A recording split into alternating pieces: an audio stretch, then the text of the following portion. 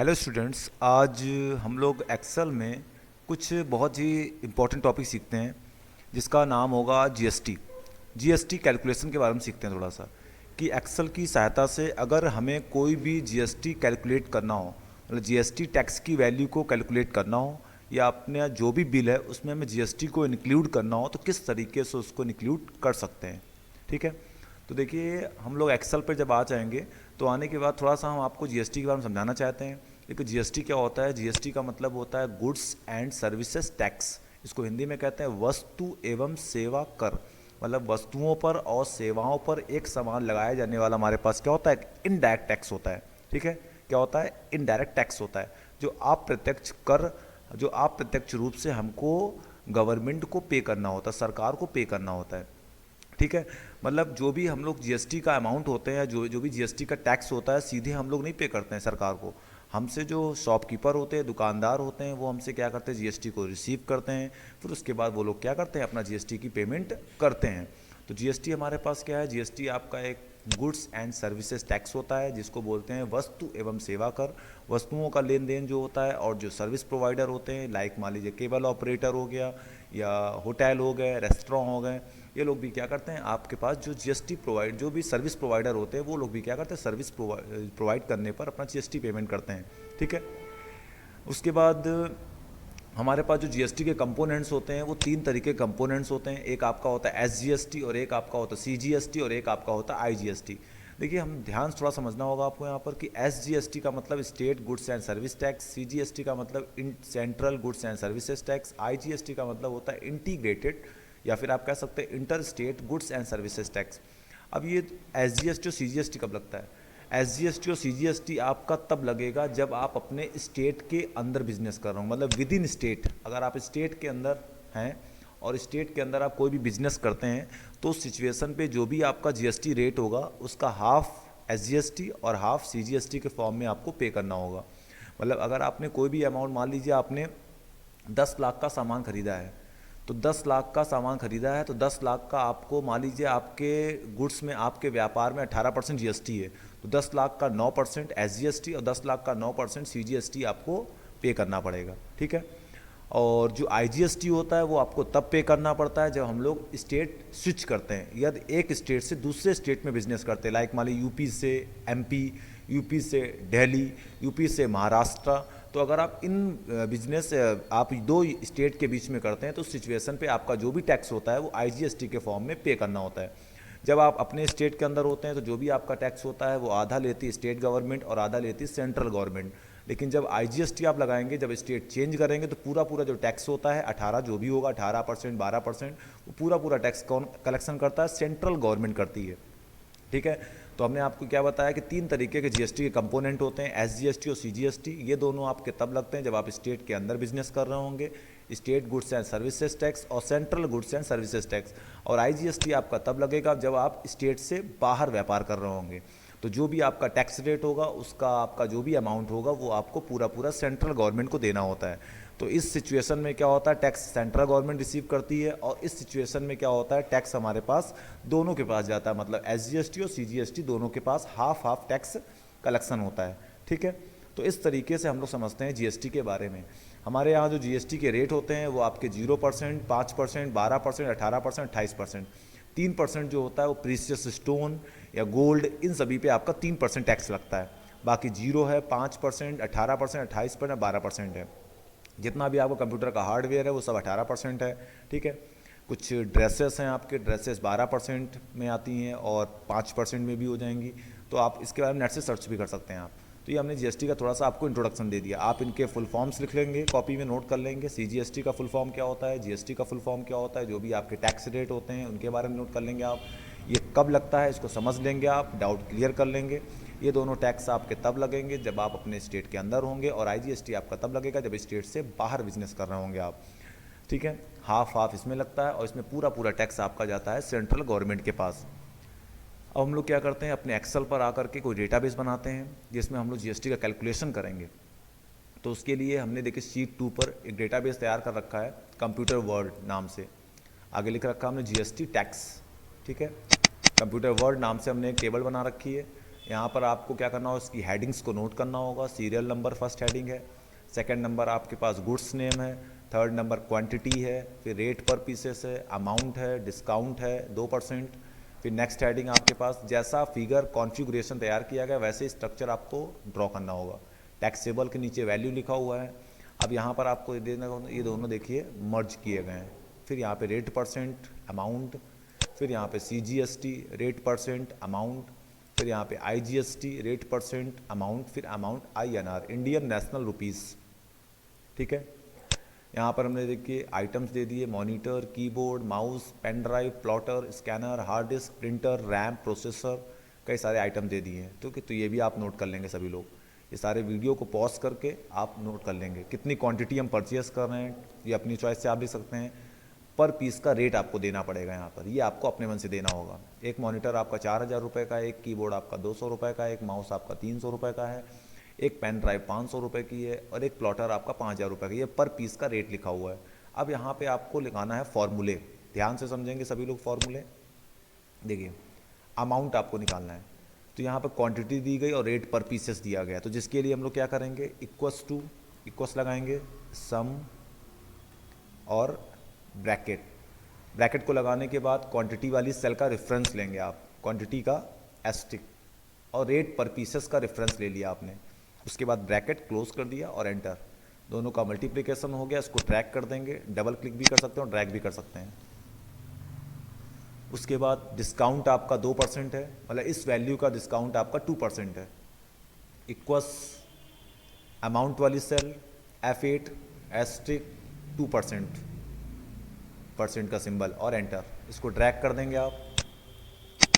अब taxable value का मतलब ये है कि आफ्टर डिस्काउंट जो भी आपका पैसा बनेगा, अमाउंट बनेगा, उस पर आपको टैक्स पे करना होगा। तो टैक्सेबल वैल्यू आपको निकालनी है। टैक्सेबल वैल्यू का मतलब ये है कि अमाउंट से माइनस करना होगा डिस्काउंट को आपको। इक्वल्स अमाउंट वाली सेल माइनस डिस्काउंट वाली सेल और आपने कर दिया एंटर।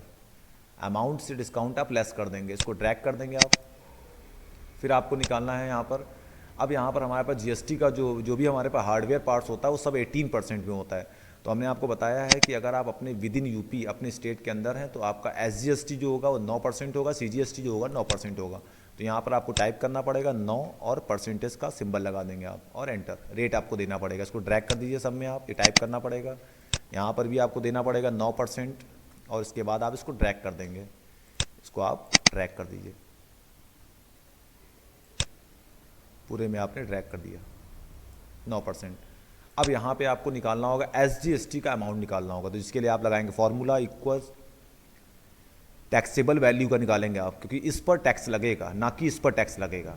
ध्यान रखें आप, क्योंकि ये इससे अमाउंट माइनस हो के ये अमाउंट आया तो इस पर आपको टैक्स पे करना है। तो इक्वल लगाया आपने टैक्सेबल वैल्यू वाली सेल, फिर एस्ट्रिक 9% आपको लिखना नहीं है यहाँ पर, 9% वाली सेल ले लेंगे आप और आपने कर दिया एंटर। I8 ये वैल्यू आएगी, इसको ड्रैग कर देंगे आप, सभी का टैक्स कैलकुलेशन हो जाएगा।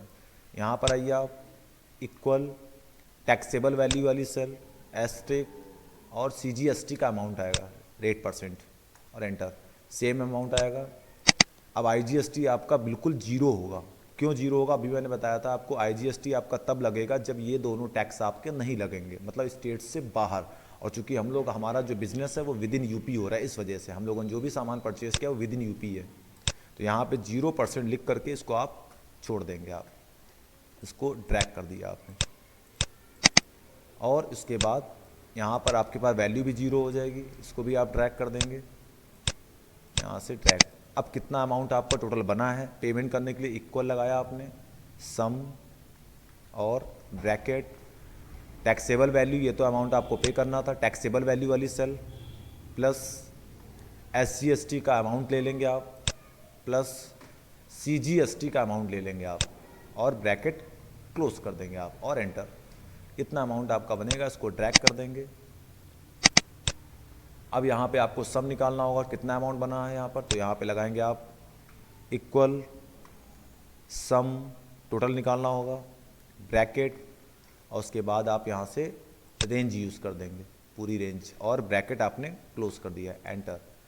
फिर ये आपका देखिए फिगर जो भी आई है वो आपकी डेसिमल में आई है, तो इसको राउंड में कन्वर्ट किया गया, तो नीचे लगाया गया फॉर्मूला राउंड ऑफ के लिए, राउंड ऑफ के लिए फॉर्मूला क्या लगाया हमने, आप देख सकते हैं यहाँ पर, इक्वल राउंड ROUND राउंड, और इस सेल का रेफरेंस और कॉमा जीरो।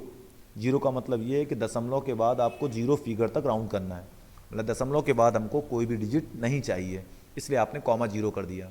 ये O26 आपका इस सेल का रेफरेंस है, ठीक है, इस सेल का रेफरेंस कॉमा जीरो, और उसके बाद आपने क्या कर दिया, ब्रैकेट क्लोज कर दीजिए आप, और आपने कर दिया एंटर, ठीक है।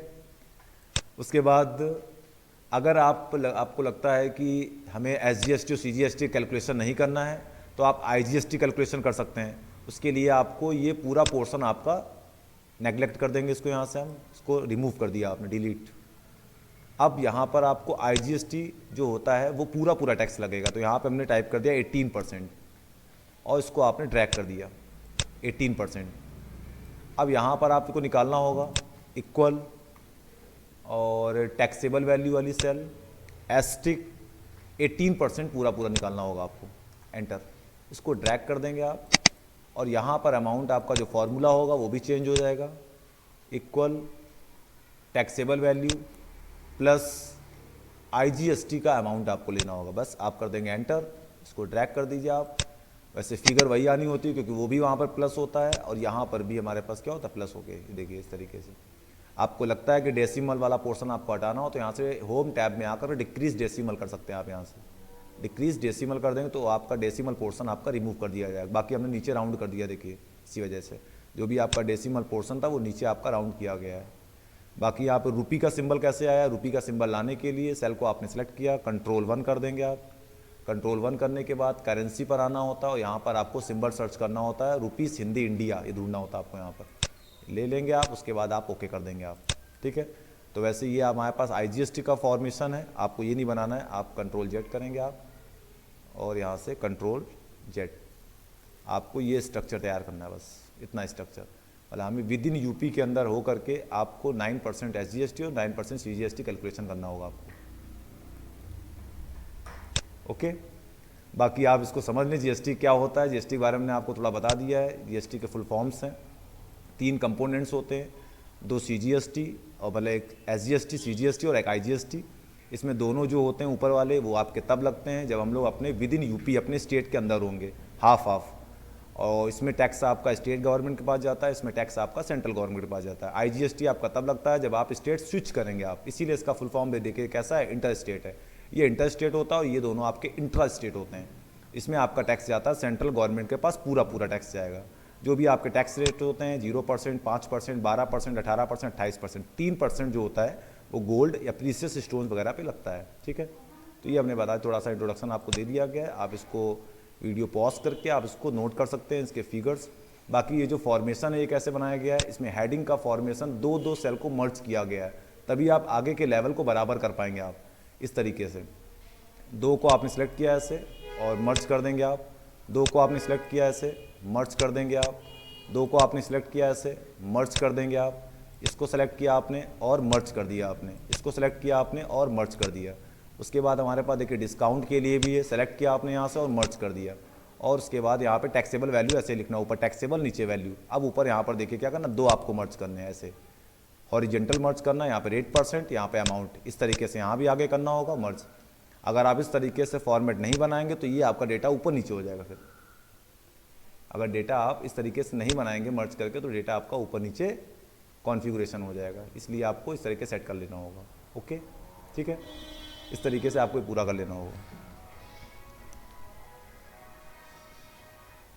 ठीक है। तो आप लोग ध्यान समझ लेंगे, ध्यान से बना लेंगे। जो भी डाउट्स होगा फिर भी आप उसको कमेंट बॉक्स में या अपनी लैब में क्लियर कर सकते हैं आप। तो इस वीडियो को पॉज करके आपको ये पूरा स्ट्रक्चर अपनी कॉपी में नोट करना है, जो भी हेडिंग्स हैं, जो भी इसके डेटा है, गुड्स नेम है, वो सब आपको नोट करना है। बाकी जो फॉर्मूले हैं वो फॉर्मूले आप समझ लेंगे, या फॉर्मूले आपको लिखने होंगे तो वीडियो पॉज करके फॉर्मूले भी आप नोट कर सकते हैं, ठीक है। थैंक यू, इतना आप लोगों को पढ़ना होगा।